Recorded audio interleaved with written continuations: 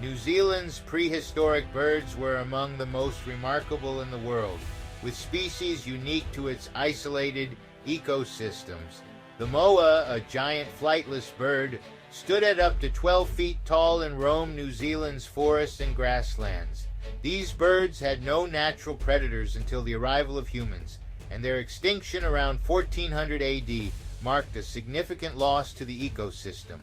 The fearsome Haast's eagle was the largest eagle to have ever existed, with a wingspan reaching up to 10 feet.